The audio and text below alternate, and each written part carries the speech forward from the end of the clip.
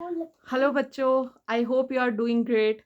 तो किसी बच्चे ने क्वेश्चन किया है और मैंने भी लिखा था, तो उन्होंने इस पे कमेंट करा है कि वीडियो इस पे आनी चाहिए एक एमबीबीएस के बाद पीजी के लिए स्ट्रगल।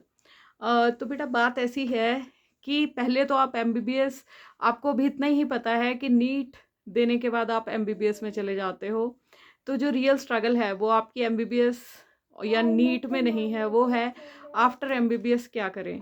तो पीजी करना, मतलब पीजी करना बड़ा ज़रूरी है इसमें आफ्टर एमबीबीएस। तो पीजी के लिए आपके बेसिकली टू वेज हैं एंट्री के लिए, राइट। एक तो है as direct candidates and second way is through government service as MO का कोटा होता है, जीडीओ कोटा बोलते हैं इसको। कि जब भी कोई आप रूरल सर्विस जब देते हो एमबीबीएस के बाद, जैसे मध्य प्रदेश में तो एमबीबीएस के बाद बॉन्ड ही आ गया है कि आपको 2 इयर्स या फिर 5 इयर्स वहाँ पे डालने ही डालने हैं आपको रूरल सर्विस में। तो लेकिन इसका एक फ़ायदा होता है जो बच्चों को नहीं पता है। तो जब आप रूरल सर्विस करते हैं तो आपको एक परसेंटेज दी जाती है, जो कि आपके एक्चुअल स्कोर जो होता है उसमें वो परसेंटेज ऐड हो जाती है। मतलब मान लो किसी बच्चे के पीजी में, नीट पीजी में स्कोर 400 आया है और उसने अगर सर्विस कर ली है किसी हार्ड एरिया में, लाइक ना, ठीक है, हिमाचल की मैं बात करूँ तो जहाँ पे बिल्कुल ही स्नो क्लैड एरियाज है, लाहौल स्पीति हो गया, डोडरा कवार हो गया, जो कि बहुत ही मुश्किल वाले एरियाज है, तो यहाँ पे 30% आपको इंसेंटिव मिलता है जो कि स्कोर के उसमें आपका ऐड हो जाता है। तो ये ऐड कैसे होता है, लाइक 400 का 30% नंबर जितना भी बनेगा वो आपको मिलेगा, ठीक है। तो रफ एस्टिमेट 30% 120 के आसपास बन जाएगा, तो वो 400 में ऐड हो जाएगा, फाइनल स्कोर आपका 520 हो जाएगा। तो आपकी मेरिट इस हिसाब से डिसाइड होती है, राइट। तो ये दो क्राइटेरिया होते हैं आपके। अब मैं स्ट्रगल क्यों कह रही हूँ कि पीजी एमबीबीएस के बाद स्ट्रगल जो होती है पीजी लाइफ में वो कैसी होती है, पीजी हासिल करने के लिए कैसा होता है। बिकॉज देखिए, अगर आप जाएंगे ना, जब पीजी भी देने जाते हैं तो फर्स्ट 5000 अगर आपका रैंक रहेगा तो आपको इजीली आपकी बेस्ट जो ब्रांचेस हैं वो आपको मिल जाती हैं, आपकी प्रेफरेंस की ब्रांचेस मिल जाती हैं। मैक्सिमम लोग जो एमबीबीएस कर रहे हैं, तो जो ट्रेंड होता है हर 10-15 सालों में चेंज होता रहता है। तो एक टाइम पे रेडियोलॉजी ब्रांच को इतना नहीं माना जाता था, बट आज की डेट की मैं बात करूँ तो सबसे पहले लोग रेडियोलॉजी की ब्रांच उठाते हैं, और ये ट्रेंड लगभग 15 से 20 सालों से चला आ रहा है कि रेडियोलॉजी फर्स्ट प्रेफरेंस है स्टूडेंट्स की, अभी भी फर्स्ट प्रेफरेंस है स्टूडेंट्स की।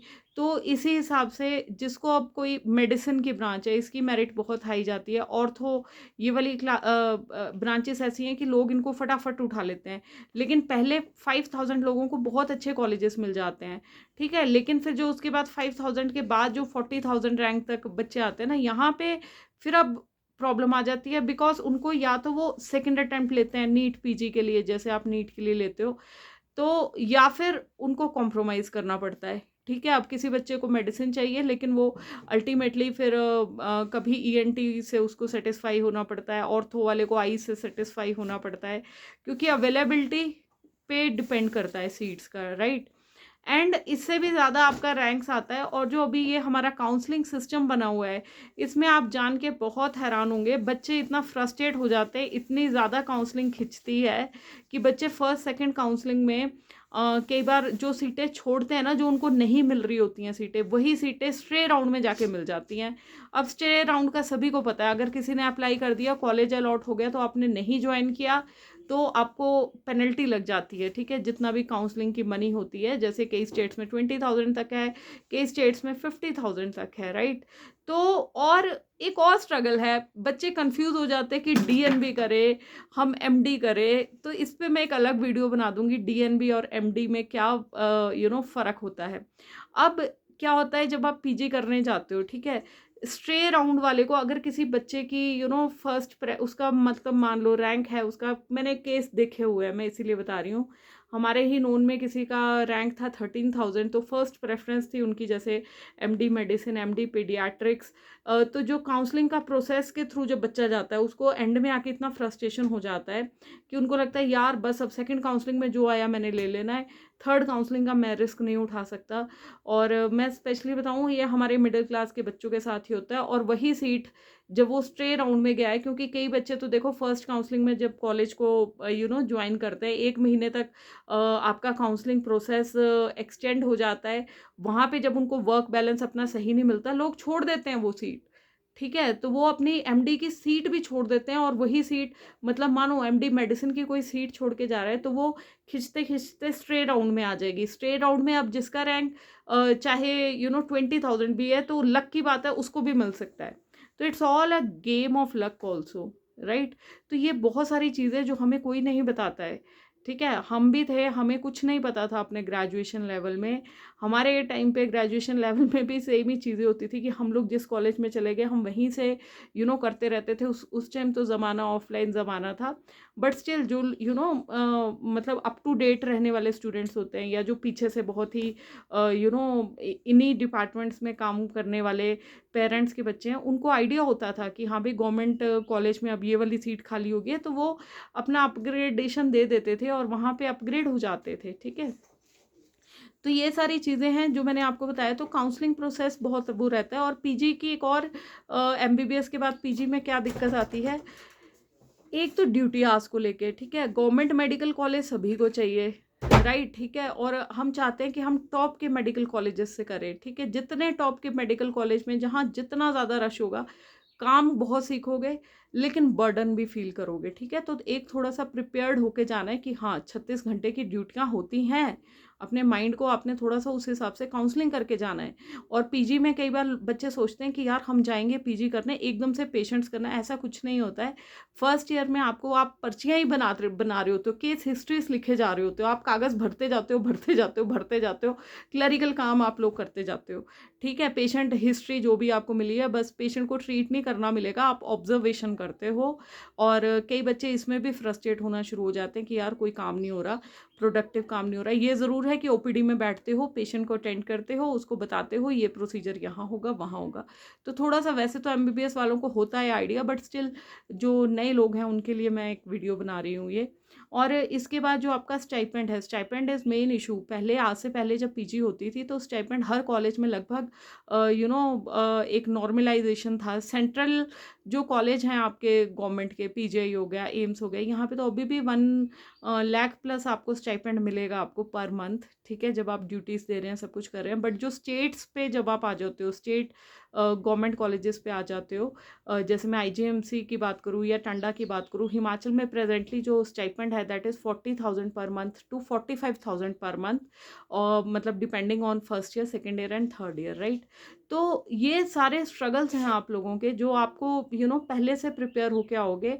और जब आप देते हो, बल्कि हमने देखा है जो स्टैट्स है ना, वो ये कहते हैं कि कई अब बच्चों ने शुरू कर दिया, अब थोड़े से लोग ये भी सोचते हैं कि नॉन क्लिनिकल ब्रांचेस को उठा के हम कैसे एक्सप्लोर करें। तो वो भी आपको पहले से माइंडसेट पता होना चाहिए कि नॉन क्लिनिकल ब्रांचेस में कौन सी ब्रांचेस अच्छा करेंगी। ठीक है, लाइक न्यूक्लियर मेडिसिन एक उभरती हुई ब्रांच है, या रेडियोथेरेपी, ये भी क्लिनिकल ब्रांचेस हैं बट ये उभरती हुई ब्रांचेस हैं, राइट।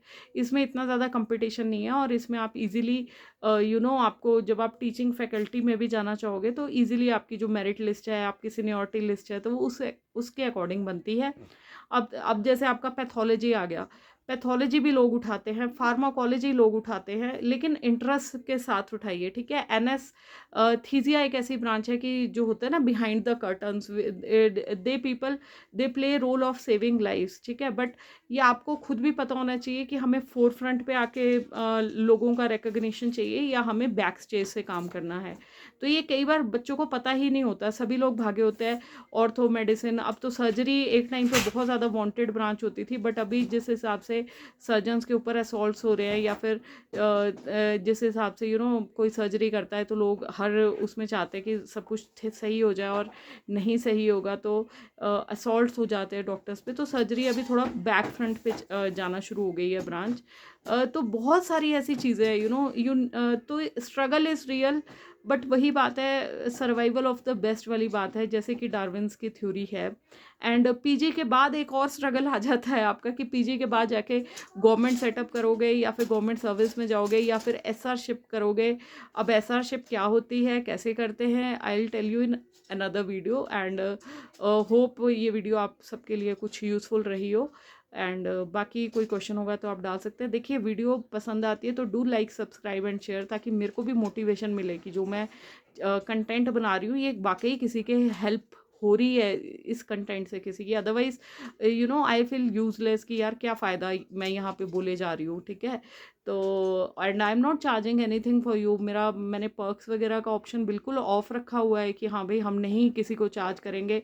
कई बच्चे मुझे कमेंट बॉक्स में डालते हैं यार, but at least you should respect someone की if someone is answering your questions, और फिर specially making free customized videos for you, at least you can subscribe to motivate me also, है ना, so that I stay motivated और मुझे लगे कि मैं राइट पाथ पे जा रही हूँ, ठीक है। एंड बाकी भगवान सबका भला करे। हर हर महादेव, जय श्री राम, गुड लक बच्चों।